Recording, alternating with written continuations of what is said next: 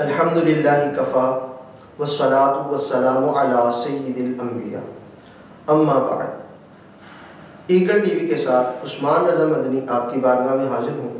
एक जहनों में उठता हुआ सवाल लेकर आपकी बारगाह में हाजिर हुए हैं। अक्सर लोगों के जहन में ये सवाल है कि क्या कोरोना टेस्ट से रोज़ा टूट जाता है। तो इसका जवाब देने से पहले एक उसूल आपकी बारगाह में अर्ज करता हूँ।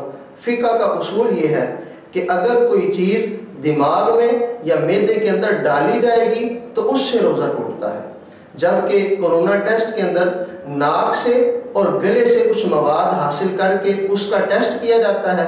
अब जब कोई चीज़ जिस्म से निकाली जाती है तो उससे रोज़ा नहीं टूटता। तो इस उसूल की रोशनी के अंदर हमें ये पता चला कि जो रोज़ा कोरोना टेस्ट की वजह से है ये नहीं टूटता। इस तरह की मज़ीद इस्लामी वीडियोज़ देखने के लिए हमारा चैनल सब्सक्राइब करें। हमें इजाज़त दें। अस्सलामु अलैकुम वरहमतुल्लाह।